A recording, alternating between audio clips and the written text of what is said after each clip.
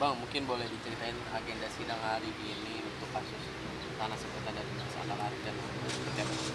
Jadi agenda hari ini pengecekan ya, konfirmasi bahwa kemarin ada infonya kan dari pengadilan melalui rilis bahwa terlawan satu meninggal.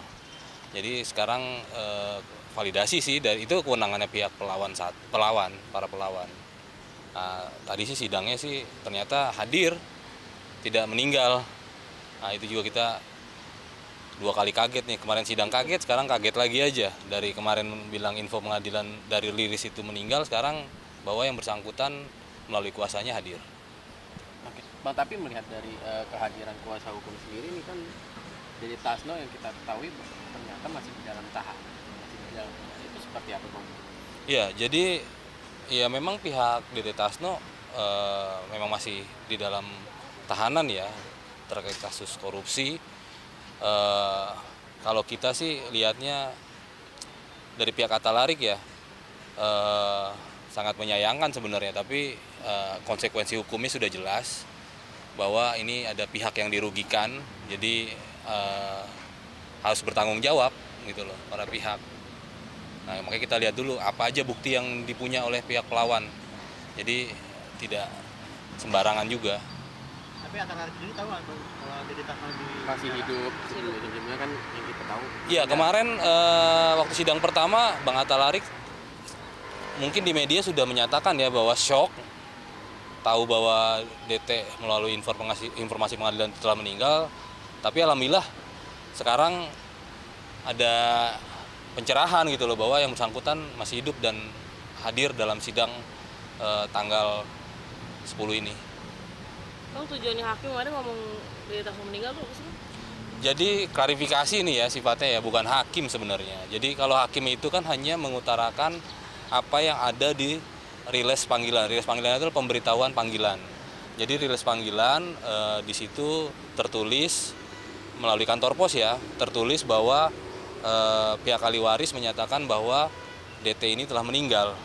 Itu. Jadi hanya menyampaikan informasi seperti itu dari pihak hakim. Jadi kita nggak bisa menyalahkan juga.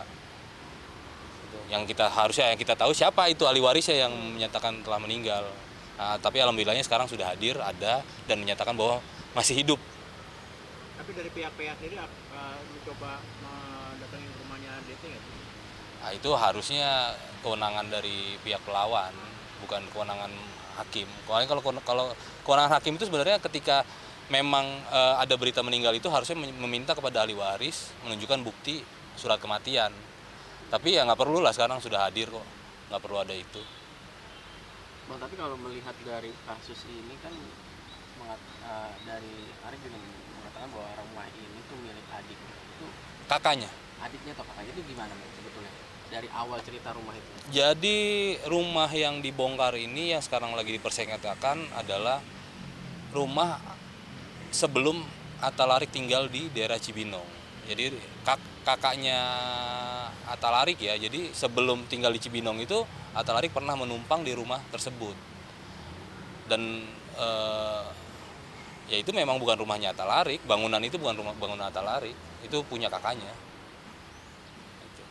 Tapi Bang, mungkin melihat dari kita juga tadi mewawancarai pihak Dede Tasno yang ini mengatakan bahwa seolah-olah dari pihak Talarik juga hanya mencari celah, dari pihak lawan juga hanya mencari celah dan dia juga mengatakan bahwa dari beberapa sidang pun Talarik ini tidak pernah dikatakan menang dalam sidang. Gini, mencari celahnya seperti apa? Gini, kalau kita mencari celah, kita hanya mengada-ngada gitu loh. Kalau posisi Atalarik ini sekarang memang sesuai dengan apa yang dikatakan oleh kuasa hukumnya DT, memang kalah ya, kita akui itu kalah. Tapi kan tidak bisa juga mengorbankan pihak lain gitu loh. Makanya kita lihat dulu nih di persidangan nanti berikutnya. Pihak lain, yang pelawan ini yang dirugikan punya data apa, punya bukti apa. Ya kalau memang mereka punya data AJB atau IMB atau apapun bukti hak ya yang dirasa itu miliknya, ya wajar-wajar saja, bukan mencari celah, wajar-wajar saja itu melakukan perlawanan. Tapi kalau dari abang sendiri mungkin melihatnya seperti apa, Bang? Dengan dengan tanggapan dengan tanggapan DT seperti itu, Bang? Ya, kacamata hukum saya sih sudah jelas ya, dari awal kita sudah bahas. Saya juga sudah berapa kali menyampaikan statement ke media. Kenapa BPN tidak dilibatkan pada saat gugatan di tahun 2015?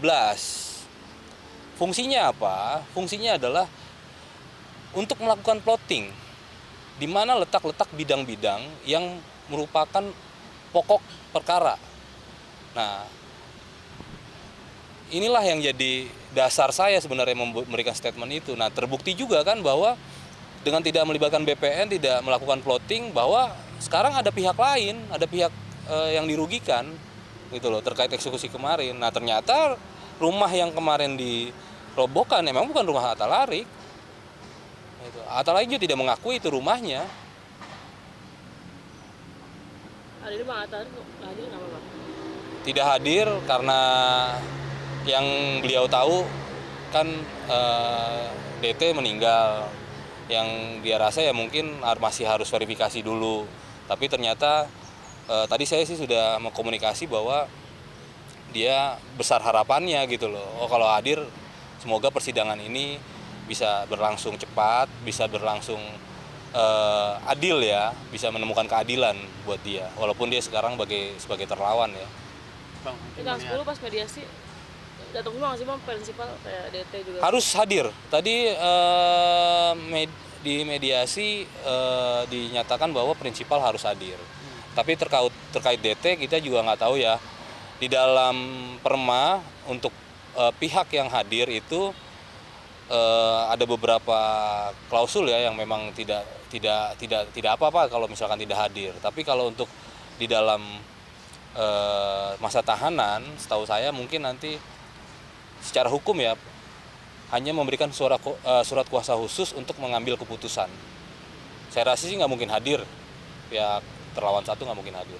Nah, ini berarti DT mungkin pengacaranya lagi ada. Pengacaranya lagi yang hadir. Jadi kemungkinan Atta Larik minggu depan datang. Ya. Itu dipastikan hadir karena diwajibkan. Secara perma untuk mediasi itu diwajibkan hadir, prinsipal diwajibkan hadir. Nanti masih mediasi lagi Bang. Mediasi lagi. Kalau seandainya dia itu tetap berlanjut. Kita lihat gugatannya ya, tuntutan dari pihak lawan ya, apa yang mereka minta kan di dalam gugatan. Itu aja sih. Bang, Jadi mungkin keluarga melihat dekatnya- dari kasus ini sebenarnya akan bermuaranya ke kemana, dan harapan dari Mas Arik sendiri dan keluarganya itu seperti apa nih Bang, setelah mungkin mengetahui bahwa DT itu masih hidup, setelah mengetahui bahwa DT itu sebetulnya masih ada?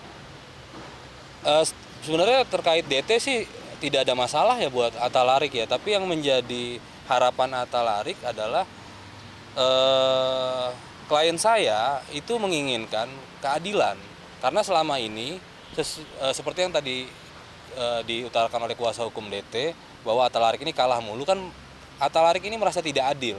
Nah, dalam hal ini, di dalam gugatan ini, Atta Larik, klien saya berharap agar pengadilan sekarang majelis hakim berlaku adil dan transparan.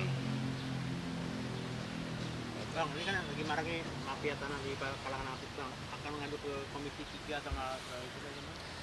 Ya, arahnya juga ke sana ya.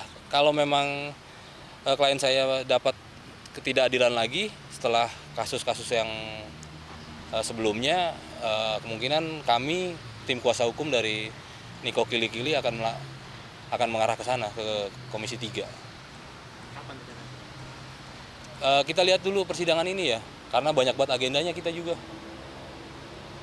Bang, ada keluarga dekatnya Bang Atta Larik bakal dihadir juga nggak sih Bang? Tadi kan katanya kan dia juga punya kakaknya Atta Larik nih. Bakal dihadir juga nggak? Wajib hadir, prinsipal wajib hadir. Dalam mediasi prinsipal wajib hadir, kecuali sakit atau sedang berada di luar negeri.